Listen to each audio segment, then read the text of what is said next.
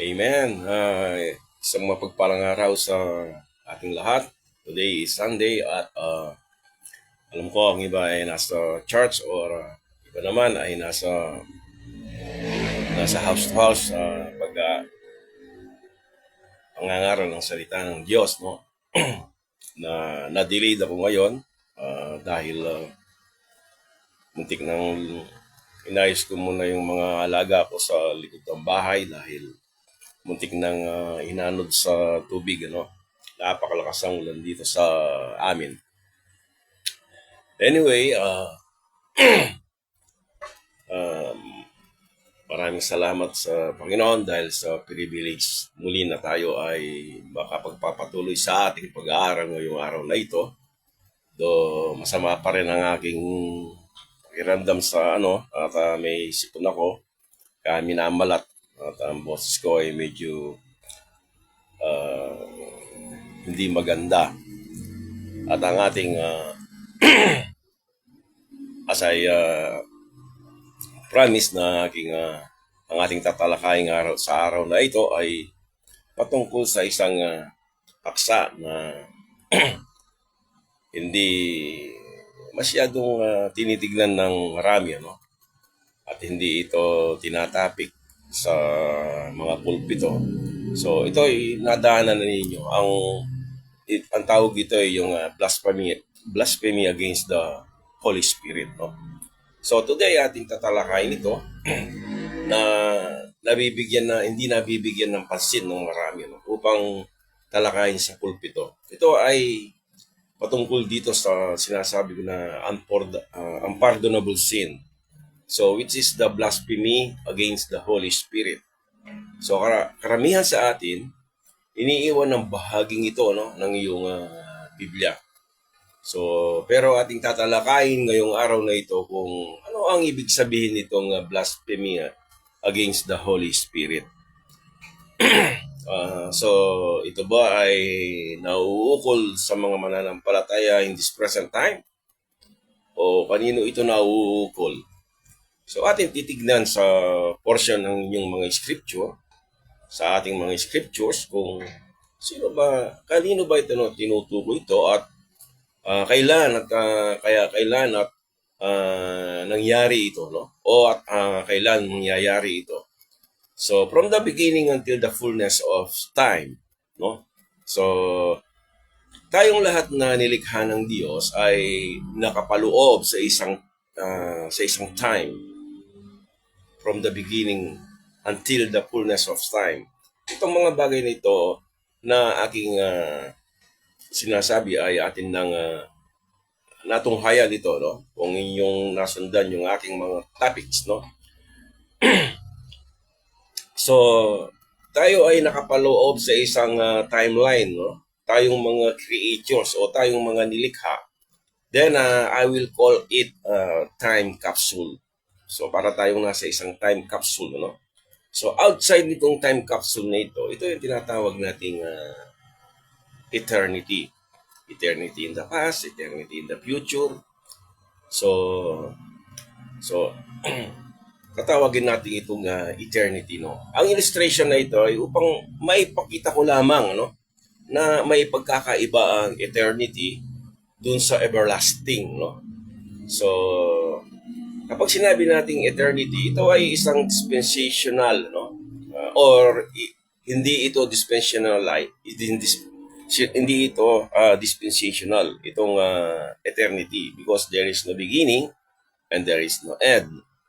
Samantalang ang everlasting, ito ay dispensational, ano? Ibig sabihin nito, mayroon itong period of time. Ibig sabihin, matatapos, no, yung everlasting. Marahil magugulat kayo sa aking bubuksan na topic na ito.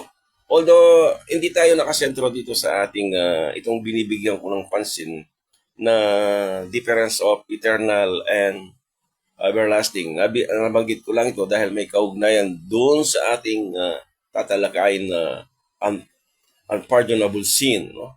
O yung walang kapatawarang kasalanan na binabanggit ng ating Panginoon Jesus doon sa Matthew chapter 12, no? So, marahil pwede kayong gumawa ng katanungan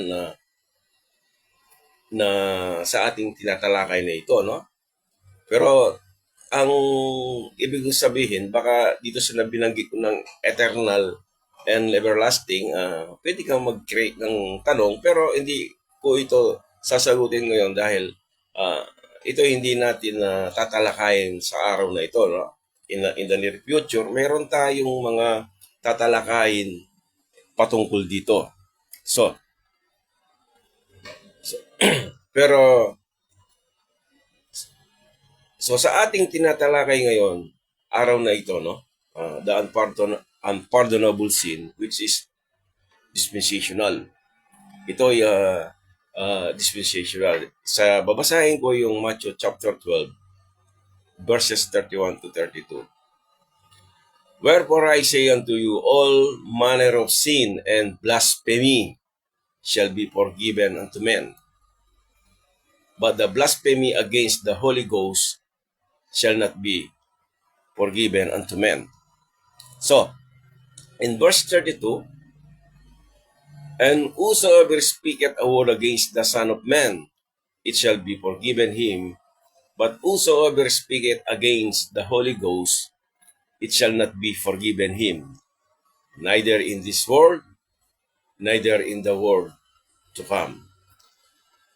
Ayon sa mga talata, hindi maiwasan ng tao na makapag-isip kung siya ba ay nakakagawa ng paglapastangan sa banal na espiritu. Diba? Siyempre, hindi naman natin alam, no? Ang topic na ito ay most misunderstood by many. Halos ang iba hindi nila nagkakamali, ano? Or hindi nila naintindihan kung minsan, no? Maraming maling application, ano? At interpretation na inilalagay dito ng maraming nag-aaral sa salita ng Diyos, no? May isang tanong dito sa Acts chapter 7. Si Pablo ay nangunguna, no, sa pagrebelde against Stephen. Actually, nung si Stephen ay binabato dun sa Acts chapter 7, si Stephen ay nanduroon, ano? Siya nga yung ang presence ni Stephen ni Saul. Actually siya ay persecutor, ano, sa mga mananampalataya at that time. So Paul called himself the chief sinners, no? Sa panahon na yon, si Paul, ang tawag sa kanyang sarili ay puno ng mga makasalanan, no? At chief sinners, ano? Sabi niya sa 1 Timothy yun, ano? Sa Acts chapter 7 ay makikita natin dito kung paano nilapastangan ng Israel ang Santong Espiritu. So si Pablo ay isa siyang blasphemer, ano? Ayon sa 1 Timothy. Kung yung babasahin yung the whole chapter at makikita ninyo doon na si Pablo ay pinakita niya, no, ang kanyang kung sino ba siya, ang kanyang ang kanyang karakter, ano. At sabi sa kanyang sarili, he was a blasphemer, ano. Siya isang lapastangan, ano. So ang tanong dito kung bakit siya pinatawad, samantalang dun sa Matthew chapter 12, walang kapataruan sa sino mang lumapastangan, no, o blasphemy against the Holy Ghost, no. So dahil ang sabi sa Matthew chapter 12, walang kapatawaran ang paglapastangan sa banal na espiritu, no. Bago natin sasagutin ito, titignan natin kung ano ang maling pakahulugan, ano, dito sa blasphemy against the Holy Spirit. Ano bang mga maling pakahulugan dito? Ang blasphemy ay hindi ito ibig sabihin adultery, hindi adultery, ano? Dahil may kapatawaran ng pangangalunya. It is not fornication. Almost the same ng adultery, no? Dahil ito ay may kapatawaran din ito. Hindi ito unbelief. Yung unbelief, it is a different term na ito ay ang unbelief ay mayroong sariling o may ibang consequences ang bagay na ito, no? So, ngayon babasahin natin yung Matthew chapter 12, verse 31 to 32. So, wherefore I say unto you, all manner of sin and blasphemy shall be forgiven unto men, but the blasphemy against the Holy Ghost shall not be forgiven unto men. And whosoever speaketh a word against the Son of Man, it shall be forgiven him, but whosoever speaketh against the Holy Ghost, it shall not be forgiven him, neither in the world, neither in the world to come. No? So, ibig sabihin, ang pagsasalita ng laban sa Santong Espiritu ay isang bagay na paglapastangan sa Kanya. No? Ito ay isang yung bagay na pagsasalita laban sa Kanya. No? Sa Santong Espiritu. No? Ito ay paglapastangan sa Kanya at hindi ka nakaayon sa direksyon na nais niya. No? So, ibig sabihin, you are against, no, the Holy Ghost. Tandaan natin, nang dumating si Jesus sa mundong ito, ay upang maging minister sa mga Jews, no, sa mga Hudyo, and not to the Gentiles. Tandaan lamang ninyo ito, no? So, saan natin makikita yon? Sa Romans chapter 15, verse 8. Sabi rito, now I say that Jesus Christ was a minister of the circumcision, no? For the truth of God to confirm the promises made unto the fathers. Dito makikita natin isa pang verse na hindi mapapansin or mapapansin ninyo, never na tinatalakay itong verse na ito sa ating mga pulpito. Madalas, ewan ko kung narinig na ninyo ito. Ito ay patungkol sa ministeryo ng ating Panginoong Yesus. And exclusively to Israel only, no? To the Jewish people, no? Hindi ito matanggap ng marami, no? Now I say that Jesus Christ was a minister of the circumcision. Yung word na circumcision, ito ay tumutukoy exclusively to the nation of Israel, no? Ito yung pag nakita niyo yung word na promises, nakita niyo yung mga word itong word na father, ito yung mga term na ginagamit ito when actually ang Biblia pag tinignan natin ang banal na kasulatan, majority na kung ano yung nakasulat sa banal na kasulatan, almost 90% ay sa Israel, no? Ay sa Israel. Yung body of Christ is a napakaliit na portion, ano? Napakaliit na portion. So sabi niya dito, to confirm the promises made unto the fathers. Ang paglapastangan sa banal na espiritu ay hindi isang bagay para sa mga hentil na nabubuhay sa panahon na yon, no? Yung paglapastangan sa Santong Espiritu, no? Hindi para sa mga hentil na nabubuhay sa panahon na yon, ano? At sila ay nagkasala tungkol dito, ano? So, kung iyong ating titignan ng ating timeline, previously, lagi sila sabi ito dahil alam ko na kung titignan niyo previously sa aking timeline, makikita niyo yung lesson doon na dito sa FB, even sa YouTube na mayroon ako, no? Nang tawagin ng Diyos si Abraham, dito nagsimula ang piniling bayang Israel. Makikita ninyo doon sa Genesis, ano? Nang tawagin ni Abraham, dito nagsimula ang bayang pinili ng Diyos. Ito yung Israel, no? Nagkaroon ng dalawang grupo. Before na tinawag ng Diyos si Abraham at wala pa yung bansang Israel, ang tao, lahat sila ay hentil, no? Wala pang Hudyo, no? So, pero anong lumitaw ang bansang Israel, dito nagsimula yung dalawang grupo. Tinawag yung bansang Israel circumcision, no? So, lahat ng mga Israelita sa panahon na yon, ang Diyos ay inutusan si Abraham na tutulihin lahat ng mga Jewish people, ano? Pero yung mga Gentiles, hindi sila tutulihin, ano? Sila ang tinawag na uncircumcision. So there are two groups of people that time, no? Ang Diyos ay nakikitungo sa mga tuli, no? Ang bansang Israel, at hindi sa mga hentil, ano? So ang Diyos, tinawag niya ang bansang Israel, or pinili niya ang bayang Israel to be a blessing, no? To all other nations. Sila ay tinawag upang maging pagpapala, no, sa ibang mga bansa, no. Ito yung tinatawag nating ibang bansa. Ito yung mga Gentiles, no.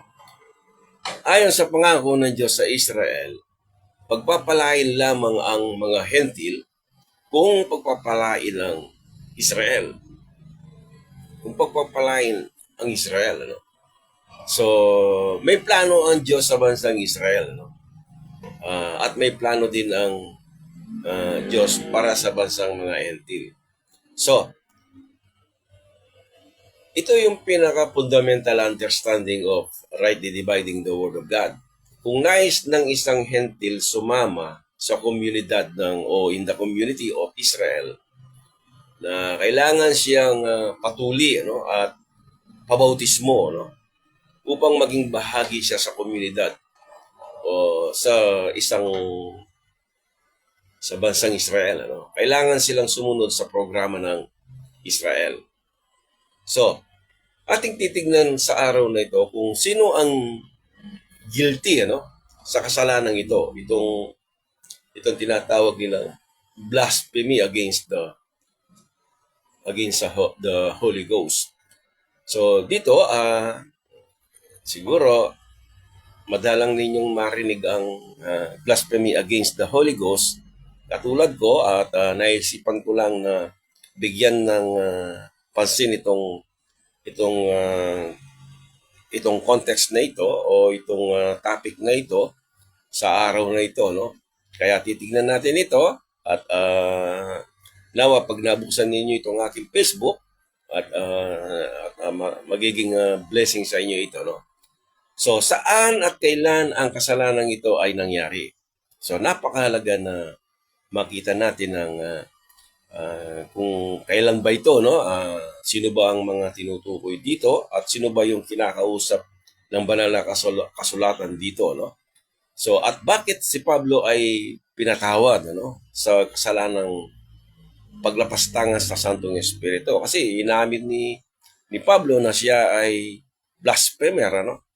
So, that means kung yung sinabi ng Matthew chapter 12 verse 31 to 32, ang taong lumapastangan sa Santong Espiritu ay walang kapatawaran, ano? So,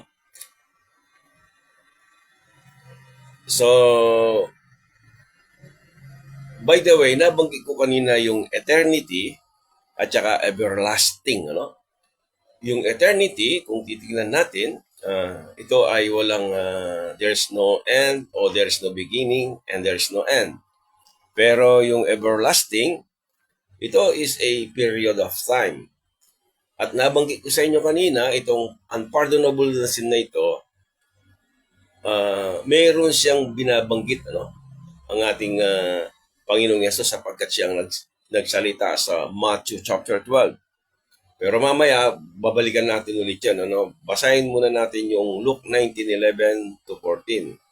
And as they heard these things, he spake a parable, because he was nigh to Jerusalem, and because they thought that the kingdom of God should immediately appear. So, nagsalita ulit siya ng parabola, no? So, verse 12. He said, therefore, a certain nobleman went into a far country to receive for himself a kingdom, no? And to return. Preparing ito sa ating Panginoong Yesus, no? Ay tumutukoy siya during his ascension, ano? Nung aalis na siya, papaitas na siya after his death. At sa kanyang pagbabalik, no? Sa kanyang muling pagbabalik. Went into a far country.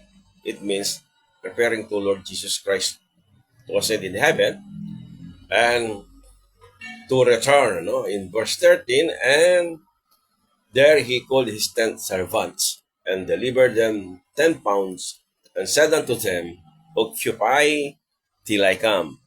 So, referring ito naman sa mga ministry ng kanyang mga alagad, no? After Jesus Christ ascended to heaven, no? But his citizens hated him. Verse 14. And sent a message after him, saying, we will not have this man to reign over us. So makita natin dito ang pag-uugali ng bansang Israel, ano? Sabi nila, we will not have this man to reign over us. Ayaw talagang tanggapin si Jesus Christ to reign over them, no? Hanggang ngayon, pag binanggit mo si Jesus Christ sa people of Israel, sila ay nagagalit, ano? Nagagalit. Marami ang nagagalit kaysa sa tumatanggap kay Jesus Christ sa mga Jewish people until this day, ano? Ito ang ugali ng Israel at sila lamang ang guilty, no? For rejecting their Messiah, no? Sila mismo, no? And blasphemy of the Holy Ghost, no? Sila lamang yung guilty doon, ano? Alam natin na ang Israel ay hindi nag-commit ng blasphemy during the earthly ministry of Jesus Christ.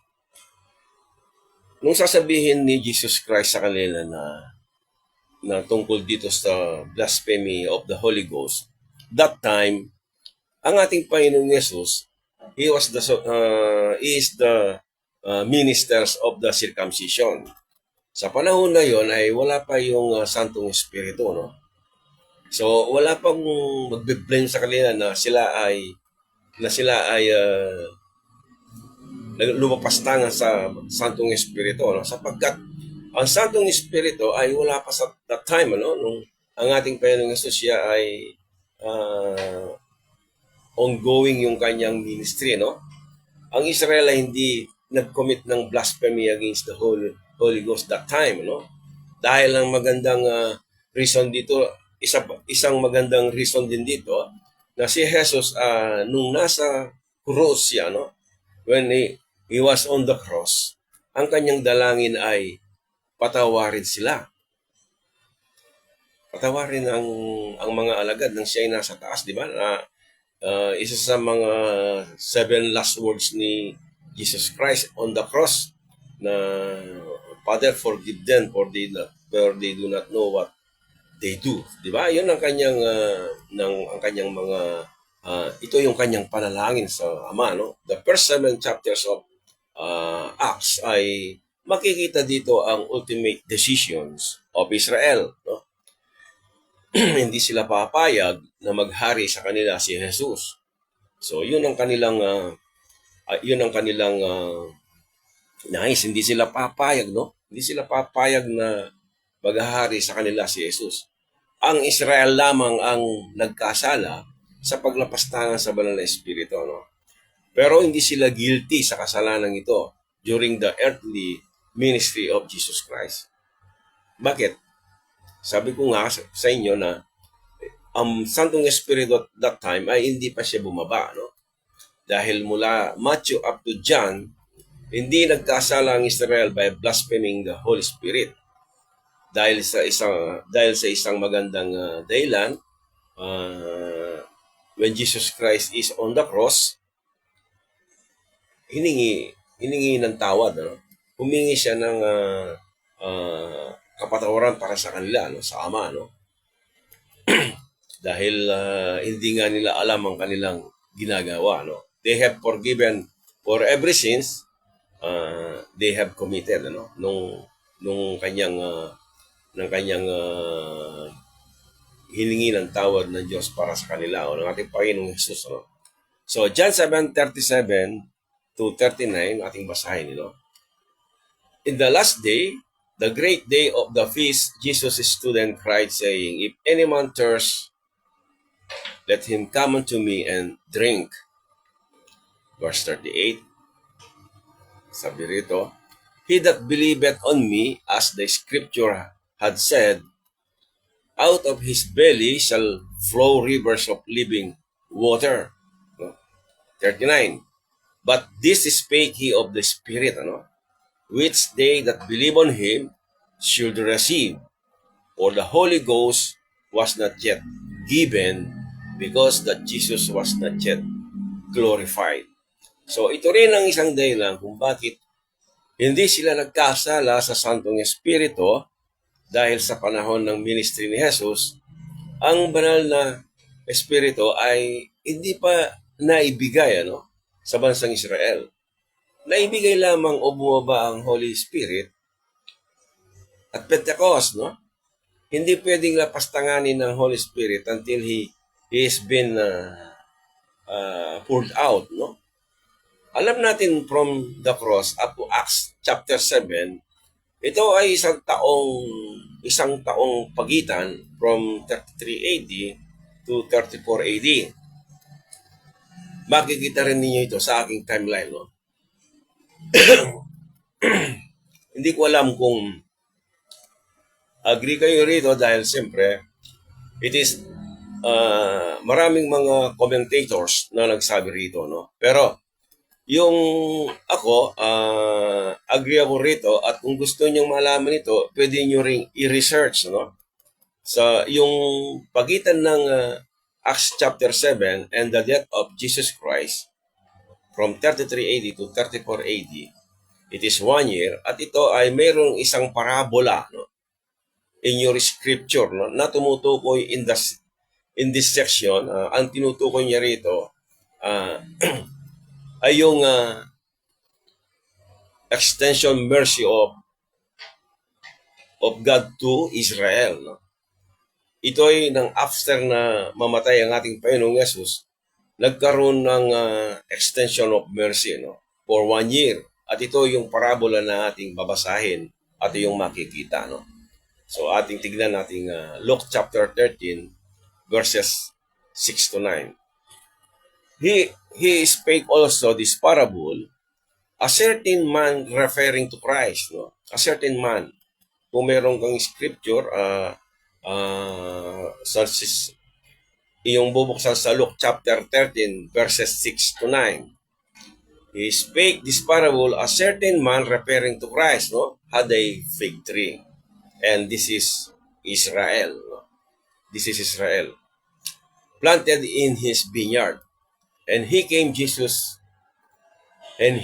sabi na, yung word, and he came, referring to Jesus Christ, came to this world, and sought fruit thereon and found none. So naghahanap ng ating Panginoong Jesus is looking for a fruit in this fig tree, At wala siyang makita, Then said he unto the dresser, ito yung namamahala, or pinuno ng Israel, yung mga pinuno ng mga Israel, na sila ang namamahala, Diyan sa mga Jewish na, itong sa Jewish nation na ito, of his vineyard, Behold, sabi niya, these 3 years, sabi ng Panginoon Jesus, excuse, these 3 years, sabi niya, yung 3 years na ito, sa parable of the fig tree, ito yung earthly ministry ng ating Panginoong Yesus. I come seeking fruit on this fig tree. Sabi niya, naghahanap ako ng bunga sa fig tree na ito. So, and find none. Cut it down. Why cumbereth it the ground? Sabi niya. And he answering said unto him, Lord, let it alone this year. Sabi niya. Ito yung sinasabi nating extension of mercy. So, this exactly happened from the death of Christ till the death of Stephen, 33 AD to 34 AD. Pwede nyo itong research for your own verification. So, till I shall dig about it and hang it. So, sabi nung dresser, sabi kasi ng Panginoong Yesus, bakit natin ginugulo pa yung lupa? Walang bunga, hindi nagbubunga. Tatlong taon na akong nangangaral sa mga taong ito, kasama ako, pero wala akong makitang bunga sa kanila. This fruits is referring to the good works, no? Alam mo naman, ang Panginoong Yesus, ang kanyang dealing sa Israel is by law, no? By good works, no? Makakitaan ka ng magandang bunga, na sabi nga sa Matthew, di ba? Sabi niya sa mga Pharisees and Sadducees, by their fruits you shall know them, sabi niya, no? So, so yung dealing ng Diyos sa Israel is by fruits, ano? Yung performance-based acceptance. Yun ang ano ni Jesus Christ sa bansang Israel, no? So, for 3 years, walang nangyari. Ang Panginoong Yesus pinatay sa krus. And then after his resurrection, binigyan ng bansang Israel ng extension, ano? For 1 year, no? Sabi nung dresser, sabi ng Panginoong Yesus, putulin mo sila, ano? Sabi ng Panginoong Yesus sa mga dresser, putulin mo na, huwag niyo nang gambalahin pa yung lupa.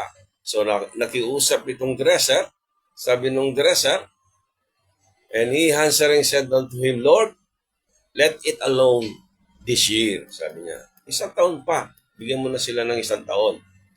So sabi niya, also till I shall dig about it. Ang sabi ng dresser, siya ay lalagyan siya ng pataba, no? At i-cultivate niya yung lupa, no?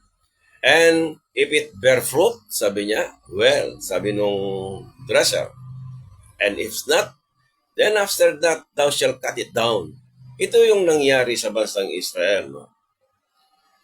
Until Acts chapter 7, natapos yung extension of mercy, ang bansang Israel ay hindi nagsisi, no? Hindi nagsisi. Hindi kinilala si Jesus Christ. Until Acts chapter 7, pinatay nila si Stephen. Ito yung tinatawag nating maging ang banales o the Holy Ghost, siya ay kanyang they resist, no? Pagkikita natin sa Acts chapter 7 verse 51. Babasahin ko mamaya. May nagtatanong sa akin na kapatid, anong ibig sabihin ng fall of Israel? Ano bang ibig sabihin ng fall of Israel? I'm talking about the spiritual condition of Israel to God, no? Kung babasahin mo Romans chapter 11, makikita mo yung kalagayan ng Israel, ang kanyang relation sa Diyos, ang kanyang spiritual relation sa Diyos ay pabagsak, ano? So, itong this extension of mercy to Israel, walang pagbabagong nangyari sa Israel. At hindi nila tinanggap si Jesus and they resist the Holy Ghost, no? Kasi maging doon, ano, hindi nila kinilala, no? In Acts chapter 7, verse 51, ye stiff-necked and uncircumcised in heart, no? Sila'y mga matitigas ang ulo, no? And uncircumcised in heart, no? Kayong mga hindi tuli sa puso, no? So hindi lang sa panlabas, no, kundi sa kanyang puso, no? And ears, ye do always resist the Holy Ghost as your father did. So do ye, sabi niya. So ganito yung kalagayan ng bansang Israel sa harap ng Diyos, no? Until Acts chapter 7. They always resisting the Holy Ghost, no? Ito yung unpardonable sin na nakikita natin doon. So ano ang resulta sa kanila? Naputol, ano? Naputol sila, no? Basahin niyo ang Romans chapter 11 verse 11 and 12. Or mas maganda ang the whole chapter, ano? Sa panahon na iyon, ang nakikitungo na sa Israel ay ang banal na espiritu. Hindi na ating Panginoong Yesus. Dahil in Acts chapter 2, bumaba na yung Santong Espiritu or the Holy Ghost at ang ating Panginoong Jesus i-ascend to heaven. No? So, verse 52, which of the prophets have not your fathers persecuted, sabi niya. Pati mga magulang nila ng mga Hudyo that time, during the time of Stephen, kanilang inuusig ang mga lingkod, no? Yung mga lingkod noon in the Old Testament, yung mga prophets, no? Sila'y kanilang binabato rin at pinapatay, no? And they have slain them which shewed before of the coming of the just one, no? Of whom ye have been now the betrayers and murderers. So sila ngayon ay mga sabi ni Stephen sa kanila, kayo ngayon ay mga betrayers, sabi niya, no? Mapagkanulo, no? At mamamatay, ano? 53, who have received the law by the disposition of angels and have not kept it. Verse 54, tingnan niyo ito. When they heard these things, itong mga Jewish people na to, lalo-lalo yung mga leaders, they were cut to the heart, no? And they gnashed on him with their teeth. Nangalit ang kanilang mga ngipin. Makikita natin sa mga talata, wala pa ring pagbabago sa bayang ito. Hindi nagbago. Ang bansang Israel, hindi nagbago, no? Hindi nagsisi at hindi tinanggap si Jesus Christ sa kanila. Ito ang kailangan sa bansang Israel upang sila ay papasok doon sa kanyang kingdom, no? Ang paghahari ng ating Panginoong Yesus is prepared na, no? But hindi nila tinanggap, ano? So, in Acts chapter 7, 55 to 58, but he being full of the Holy Ghost, still sa Acts chapter 7, itong 55 na ito, nang sinabi ni Esteban, but he, si Esteban ito, being full of the Holy Ghost, looked up steadfastly into heaven, and saw the glory of God, and Jesus standing on the right hand of God. No? Nakita ni Stephen, ang ating Panginoon Jesus standing at the right hand of God, ready to go down, no? To receive His kingdom. No? Pero hindi tinanggap ng maraming mga dispensationalists na agree sila sa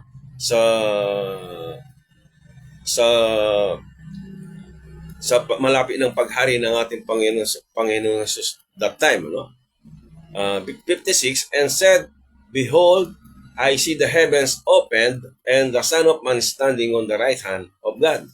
Maraming dispensationalists na agree sila dito na ang ating Panginoong Jesus is standing, ano, ready to set His kingdom, ano. Pero pinatay nila si Esteban, ano. 57, then they cried out with a loud voice and stopped their ears and ran upon him with one accord. Verse 58, and cast him out of the city and stoned him. No? Binato na si Stephen, and the witnesses laid down their clothes at a young man's feet whose name was Saul. Si Saul nandun, ano? Itong chief of the sinners, no? Itong ating apostol, no? Nanduroon. But that time, it is a great enemy to the believers, no? That time, it's a great persecutor of the Church of God. Huwag ko munang tatalakayin. Anyway, kung gusto niyo tignan, the Church of God and the Church of Christ is not the same as sa panahon natin. Maraming sila ay pinag-iisa to, no? Pero kung masusi mo itong pag-aaralan, hindi, ano? Hindi po pwedeng i-persecute ni Apostol Pablo yung church, no? Of Church of Christ, no? Yung Church of God ang kanyang pinersecute, no? Magkaiba. Yung term in Scripture, pag sinabi natin Church of God, Church of Christ, magkaiba yung magkaiba yung merong yung mga term, like for example, bibigyan ko kayong Church of Kingdom. Oh, sorry. Kingdom of God, Kingdom of Heaven, magkaiba, di ba? Anyway, later on, magkakaroon ako ng mga topic patungkol dito. May binanggit in this world and in the world to come sa talatang Matthew chapter 12, 31 to 32 ng Matthew, no? So, sabi niya rito, basahin ko muli sa inyo, no? Wherefore I say unto you, all manner of sin and blasphemy shall be forgiven unto men, but the blasphemy against the Holy Ghost shall not be forgiven unto men. No? Lahat ng mga kasalanan, no? O ang tawag dito, yung paglapastangan ay patatawarin sa tao, no? But ang paglapastangan sa Santong Espiritu ay hindi patatawarin, ano? And whosoever speaketh a word against the Son of Man, it shall be forgiven him. But whosoever speaketh against the Holy Ghost, it shall not be forgiven him. Ito yung gusto kong tingnan ninyo. Neither in this world, neither in the world to come. Yung neither in this world, ito'y referring kay Christ during His earthly ministry, no? Nung panahon na yon, nang siya ay nangangaral in this world, kasi ang nagsalita rito, ang ating Panginoong Yesus. Yung ministry ng Holy Spirit that time, hindi pa nangyayari, of course, di ba? Wala pa naman, nandun ang Panginoong Yesus, eh. At kailan ba dumating ang Holy Ghost? Di ba, nung Pentecost, Fiesta Pentecostes, no? So, sa panahon na yon, ano? So, sa katunayan, nang si Jesus ay nasa cross, nung ang ating Panginoon ay nandun sa cross, siya ay hiningi ng kapatawaran, no? Siya ay nanalangin, ano? Na sa kanyang ama na patawarin ng kanyang yung mga alagad, no? Sapagkat hindi, o yung mga tao, no? Yung mga Jewish people, no? Sapagkat hindi nila alam ang kanilang ginagawa, no? So, yun ang unang pangyayari sa paglapastangan, no? So, ang pangalawang paglapastangan na ito ay muling mangyayari at the end of this present dispensation, no? At magsisimula ang Great Tribulation. Anong ibig sabihin? In the world to come, no? Yung in the world to come, ito yung mangyayari ito after the church caught up, no? O kung ano man sa inyo, no? Pagkatapos na matapos itong present dispensation. Yung present dispensation, para maintindihan na lagi ko itong binabanggit, para maunawaan, ano? Pag sinabi nating dispensation, ito'y panahon. Ito'y panahon. Bawat panahon ng Diyos ay iba-iba ang kanyang dealing sa tao. Hindi pare-parehas, of course. Katulad ng ang Diyos, ang dealing sa unang panahon ng tawagin niya ang Israel, ang dealing ng Diyos sa Israel is under the law.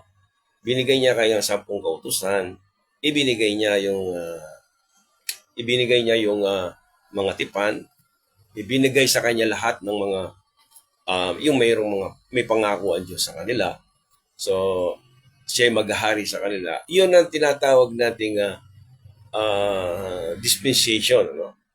So, sa ating panahon ngayon, ang dispensation sa panahon natin ngayon, ito yung dispensation of the grace of God. Ito yung tinatawag nating biyaya ng kaligtasan.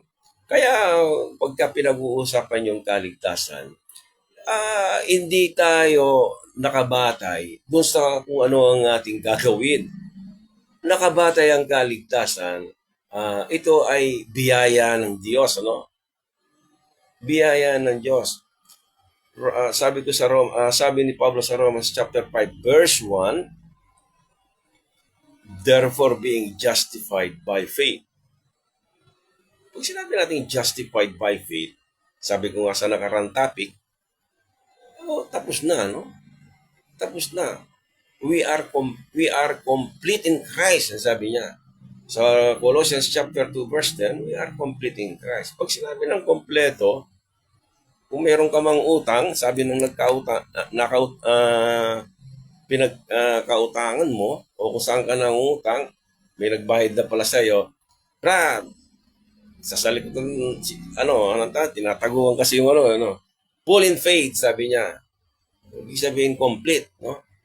Ang Panginoon at the cross, we are full paid, no? Wala na tayong utang, no? O bakit pa sasabihin mo yung iba, pag nagkasala, nawawala ang kaligtasan. O mayroong nagsasabi ng leader na kinakailangan na kailangan patuloy kang maging banal sa harapan ng Diyos. Of course, ang Diyos nais sa atin na tayo ay lumakad ayon sa kanyang katuwiran, no? Pero nang si Jesus ay namatay doon sa cross, tayo kumpleto, no? Tayo kumpleto na. We are now righteous in the sight of God, no? In 2 Corinthians 5:21, sa harap ng Diyos, tayo ay righteous, no? Hindi tayo naging righteous dahil doon sa ating mga sariling pagsisikap, no? Never na magiging righteous ka sa harap ng Diyos. Dahil walang isa man sa atin na gumagawa ng mabuti. Lahat tayo ay lumiko sa Diyos. Kaya pag ang tao, sinasabi niya na kinakailangan gumawa ka ng mabuti para kay maligtas, nagkakamali siya, no? Hindi niya mapapatunayan yun sa banal na kasulatan. Baka tignan mo kung sino ang kanyang nais na gumawa ng ganon. Tandaan, ang Diyos is dealing to Israel by good works. By their fruits, you shall know them. Ang kausap ng Panginoong Yesus doon ay ang bansang Israel. So, I say then, sabi niya, have they stumbled that they should fall? Romans 11 verse 11. I say then, have they stumbled that they should fall? God forbid. But rather through their fall, salvation is come unto the Gentiles for to provoke them to jealousy. So, in Acts chapter 7, so, by the way, baka malimutan natin ang ating tinatalakay dito, yung unpardonable sin, yung tinatawag nating blasphemy, against the Holy Ghost, yung walang kapatawarang kasalanan, sinasabi ni Jesus doon sa Matthew chapter 12. So in Acts chapter 7 Israel blasphemed the Holy Spirit, Blaspheme niya, in Acts chapter 7. Because the cross was a stumbling stone, In 1 Corinthians, mababasa ninyo doon. Dito rin natapos ang extension of mercy. Balikan na lang ninyo yung hindi nakarinig doon, So, dito rin natapos ang extension of mercy na ibinigay ng Diyos sa kanila, Subalit hindi sila nagsisi at tanggapin ang kanilang Mesaya, Hindi nila tinanggap si Jesus. Ang consequence nito sa Israel was cut down. Tignan nyo yung fig tree, yung ating so dahil hindi nila tinanggap yon, ang ating Panginoong Yesus, ang kanilang relation sa kanila, pinutol ng Diyos, cut down, di ba?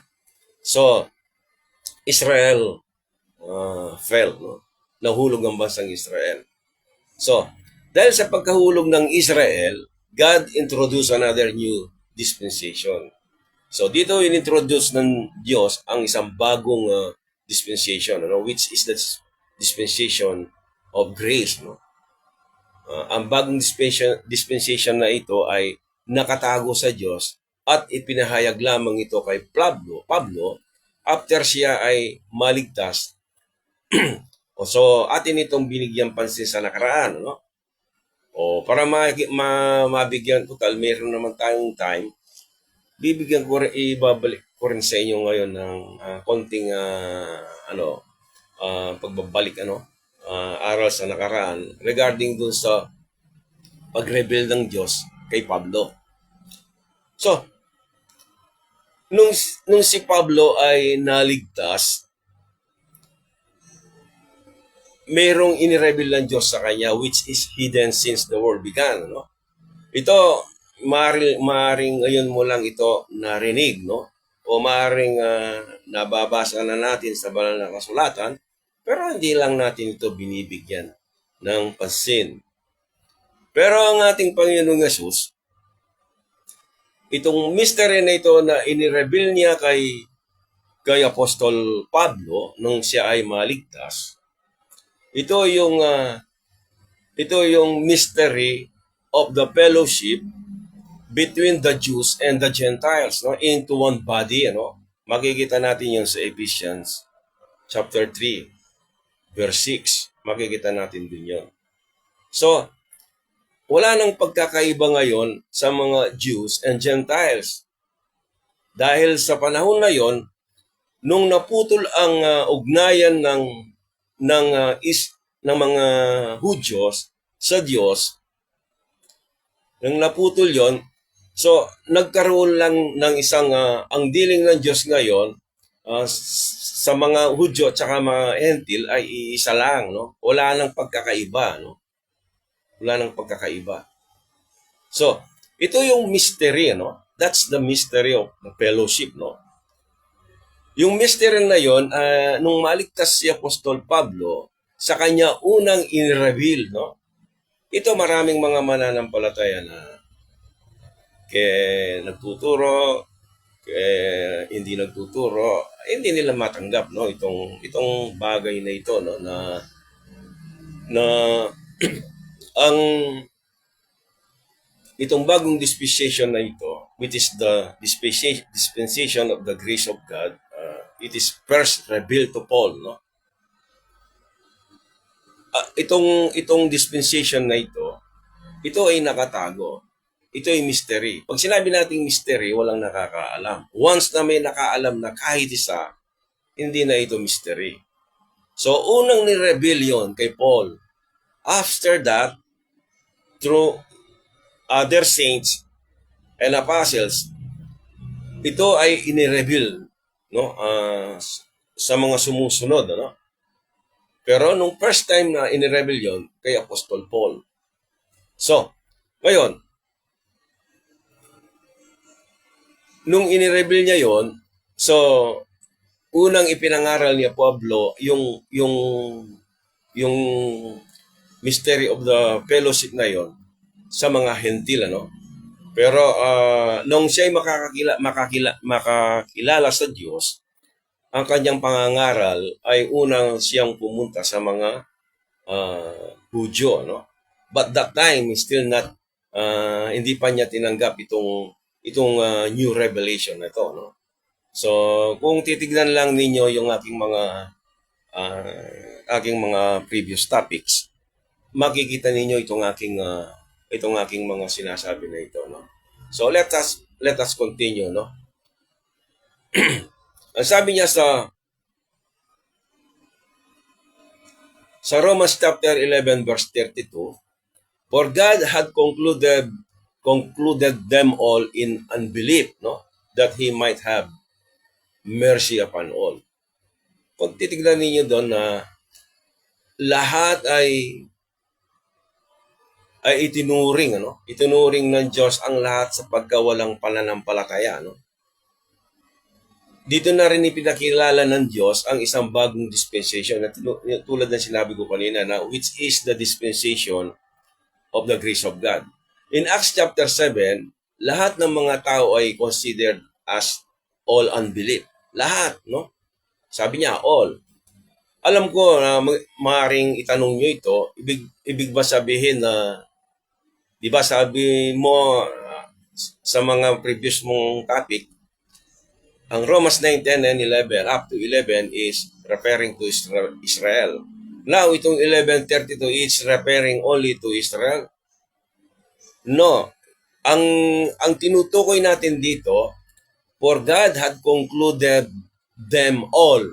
Yung word na all, though itong verse na ito, it is a transdispensational, ano? Lahat, no? Even including the Gentiles people, ano? God concluded them all in unbelief, no?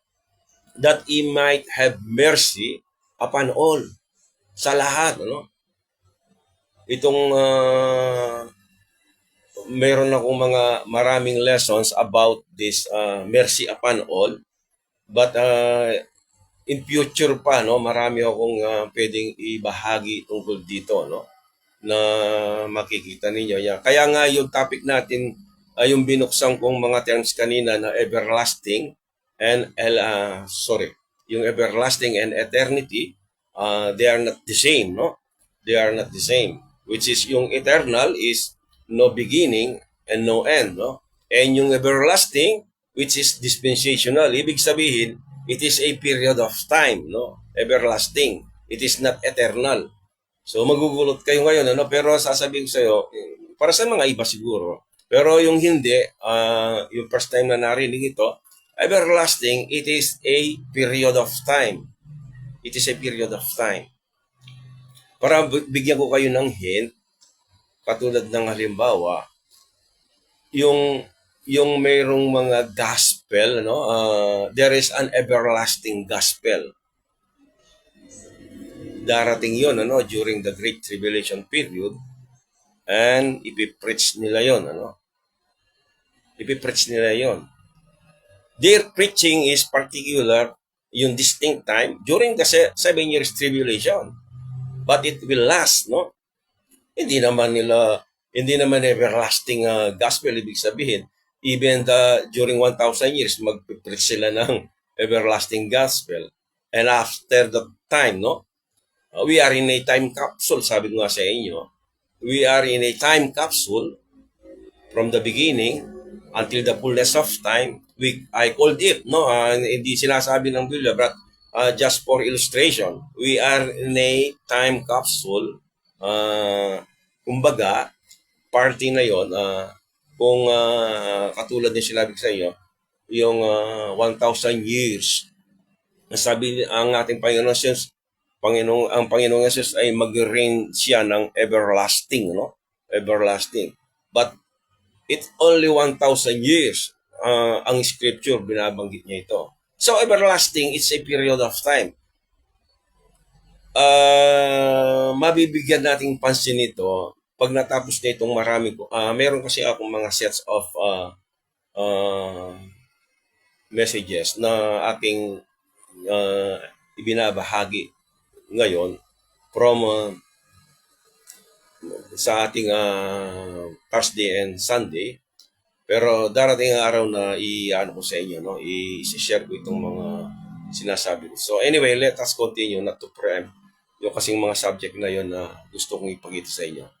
So, in 1 Timothy chapter 12 to verse 12 to 15, verses 12 to 15, and I thank Christ Jesus our Lord, who hath enabled me, for that he counted me faithful, putting me into the ministry.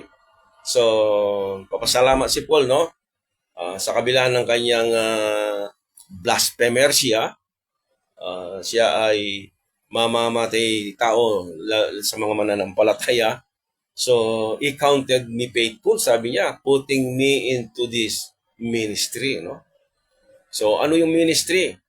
To be apostle of the Gentiles, no? 13, who was before a blasphemer, sabi niya, and a persecutor, no? And injurious, no? But I obtained mercy, no? Because I did it ignorantly in unbelief. So, and the grace of our Lord was exceedingly abundant with faith and love which is in Christ Jesus. 15. This is a faithful saying and worthy of all acceptation, no? That Christ, sabi niya, Jesus came into the world to save sinners, no? Of whom I am chief. Si Apostol Paul, inangkin niya na siya ay pinuno, no? Chief, no? Ng mga sinners, no? So, siya ay blasphemer, no? Siya ang unang nag-blaspheme, no? Sa Holy Ghost, no? But siya ay pinatawad ng Panginoon, ano? Pinatawad siya ng Diyos, ano? So, bakit siya pinatawad, di ba? So, itutuloy natin, no? Howbeit, for this cause I obtained mercy, ano? That in me first. So, during that period of tandaan natin, kailan ba nangyari itong blasphemy na ito, no? during the earthly ministry of our Lord Jesus Christ, the blasphemy, hindi pa nangyayari yon. Wala pang nangyayaring blasphemy. Bakit mayroon? Bakit wala? Dahil ang ating Panginoong Yesus is still, siya pa rin ang kanyang ministry that time ay nandun pa, no? At ang ministry ng Holy Spirit, Holy Ghost, is not, hindi pa ito ongoing, no? Nagsimula lang ito nung dumating ang Santong Espiritu in Acts chapter 2. So from the death of Christ unto the death of Stephen, that is the extension of mercy for the people of Israel, no? Basahin niyo yung Fig 3, no? Yung ating tinalakay. So dahil sa extension of mercy na yun, hindi pa rin tinanggap ng bansang Israel ang Holy Ghost, kanilang binlaspheme, no? Sabi niya doon sa binasa natin kanina, sabi niya, you're always resisting the Holy Ghost, sabi niya. Patuloy nilang nire-resist, no? Nilalabanan, ano? Hanggang pinatay nila si Esteban, ano? So doon na nahuhulog ang bansang Israel, ano? Doon naputol ang kanyang ugnayan sa Diyos, no? So doon nagkaroon, after that, kumilala si Apostol Pablo. Kumilala si Apostol Pablo. Ang sabi niya, sa verse 16 na ating binasa, sa chapter, sa Romans 11 verse, 1 Timothy, sa 1 Timothy chapter 1 to 12-15 tayo, no? So hanggang sa verse 16, no? Sa verse 16 naman, howbeit for this cause I obtained mercy that in me first,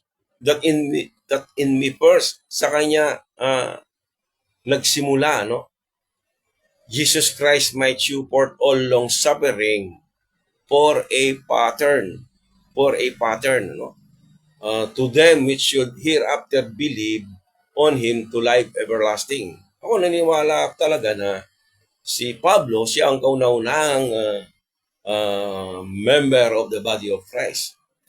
Kahit meron pa tayong mga ipapakita sa Corinto, meron din tayong mayroong mga verses doon na tumutukoy si Apostol Pablo, siya pa rin ang nauna. Pero maraming hindi naniniwala dito. Katulad ni... Anyway, wag nating pag-usapan yan. Kung meron man kayong pwede naman yun namang i-comment yun.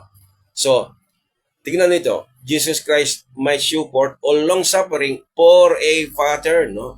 For a pattern. Ano ba yung pattern? Pattern is parang sinusundan, ano? Sinusundan.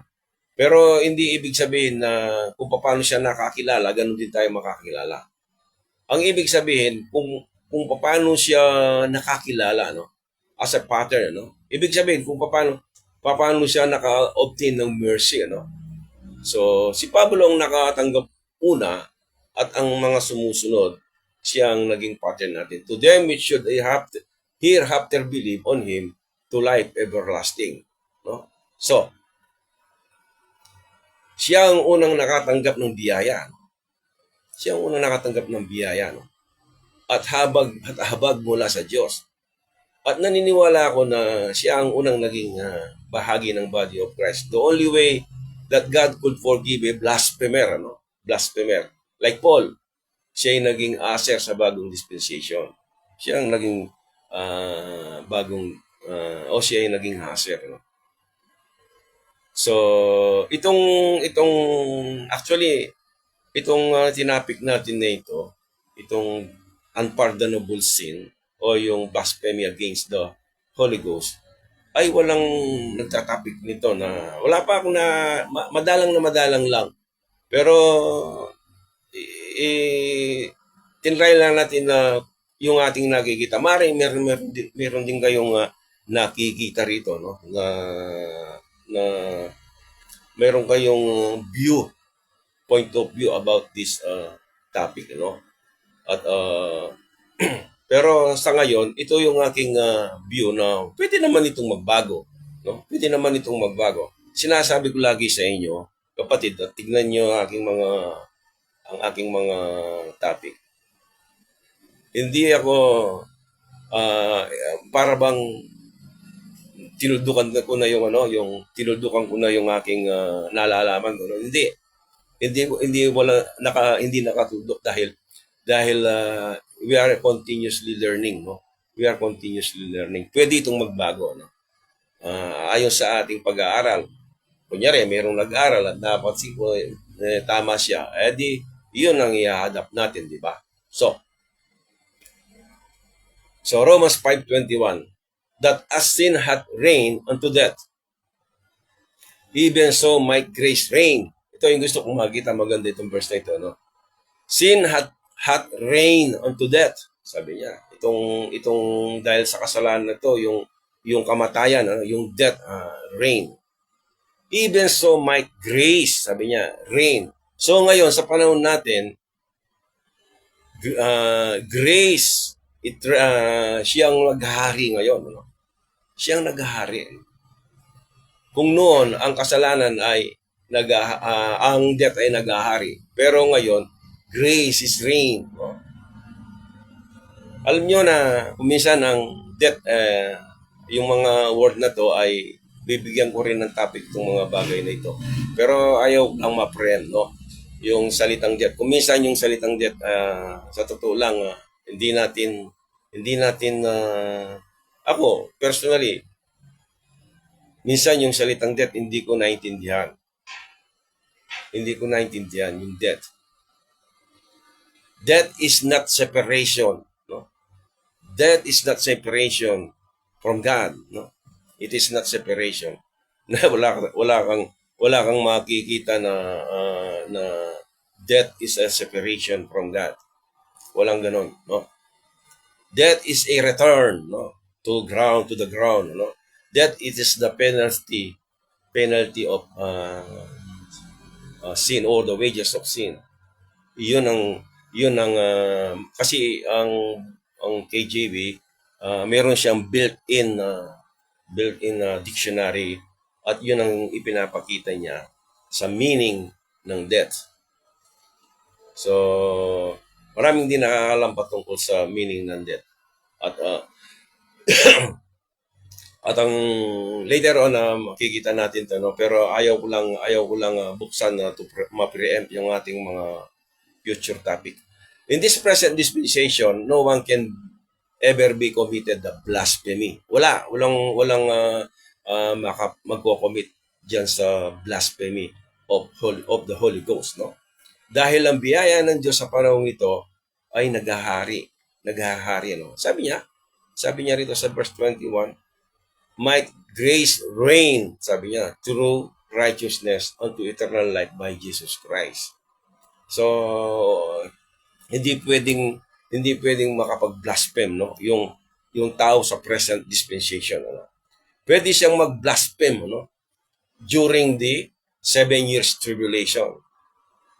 And before, no, bago tayo dumating, no, during the 1 year extension of mercy, there is a blasphemy against the Holy Ghost. Di ba? Pinatay nga nila si Stephen. At sila ay naputol ang bansang Israel. No? Pero hindi lahat, no. Dahil that time, mayroong mga small flock, no. Mayroong mga remnant na sumampalataya sa ating Panginoong Yesus, no. Si Esteban at saka yung mga followers, no. Then during the 7 years tribulations, another, no, bunch of people, no, they will blaspheme the Lord, no, o the Holy Spirit, ano. Dahil patuloy yung Holy Spirit na kanyang ministry during those days na. So, anong mangyayari sa kanila? They will not enter, no, sa pangako niyang kingdom ng ating Panginoong Yesus. So, sabi niya rito, so dahil nga sa panahon natin ay naghahari ang biyaya ng Diyos, ano. Huwag nating maliitin yung biyaya ng Diyos. Dahil sa biyayang yan, kung hindi sa biyayang yan, walang maliligtas sa atin, siyempre.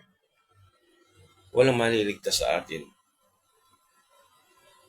So wala tayong hindi ito PBA, no. Hindi ito yung Philippine Basketball Association. No, no. Hindi ito performance-based acceptance, no. Hindi performance-based acceptance. We are accepted to the beloved, no. Tayo ay tinanggap na once and for all ng ating Panginoon Jesus. Hindi kulang yung ginawa ng ating Panginoon Jesus. Once and for all, friends and brothers and sisters, na tayo ay iniligtas na ng Diyos. No? Iniligtas na ng Diyos. So, sabi niya dun sa Romans 5:8, but God commended His love toward us in that while we were yet sinners, nang tayo makasalanan pa, si Kristo ay namatay para sa atin. Na tayo ay makasalanan pa, si Kristo ay namatay para sa atin. Sabi niya, no? Tandaan natin sa panahon na natin, there is no other way in order to be saved today, no? Other than to believe in the gospel of our Lord Jesus Christ. So, ito yung death, burial, and resurrection. Kapatid, hanggang dito na lang muna tayo at maraming salamat sa inyo. Pero next time, ako ay bibigyan ko ng topic yung judgment seat of Christ. Sino bang haharap sa judgment seat of Christ? Ito ay magandang topic, Judgment seat of Christ. Pero tandaan, ang pinakamahalaga sa atin bilang isang mananampalataya, meron tayong handa, to learn, to unlearn, and relearn. Ano yung learn? Yung meron tayong kakayahan pang matuto. Ang pinakamahirap sa isang tao, tandaan natin to, yung ayaw na siyang matuto. Yung ayaw na siyang matuto. Di ba napakahirap yun na napakahirap kasi yung turuan eh. Personally ako, nararanasan din nating lahat yan eh. Pag tinuturuan tayo, napakahirap turuan, di ba? Pero kung hindi tayo marunong tumagal ng ganon, yung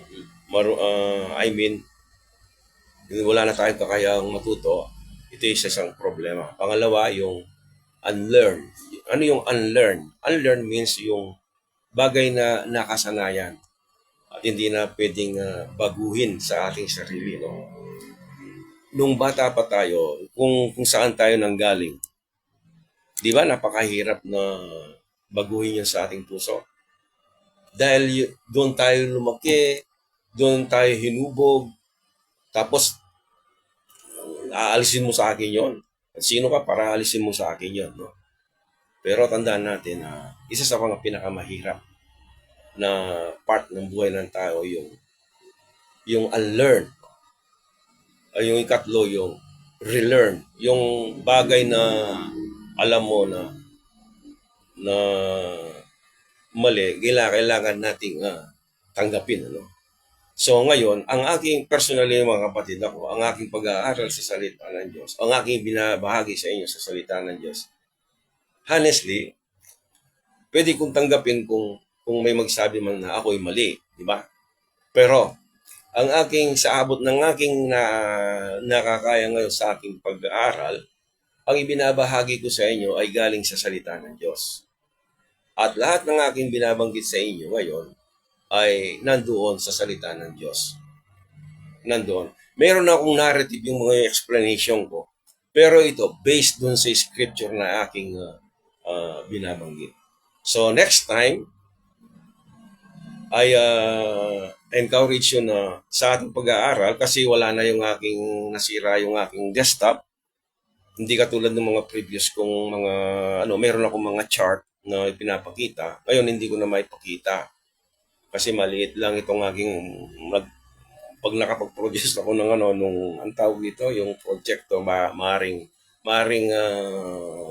mas madali nang makapagbahagi ng kanyang salita. Na mahirap kasing magbahagi, kapatid, kung wala tayong projector. So, anyway, Maraming salamat sa inyo. Sana makasama ko kayo sa ating pag-aaral sa Thursday, ano? Judgment Seat of Christ. Huwag kayong mawawala. Brother Billy, maraming salamat at nakasama kita. Yaya ka sa mga kapatid natin dyan. Ano? At Brother Ariel, salamat bro. At balo ko na otkarakal ng Ariel gane, bro. Anyway, si Nelvin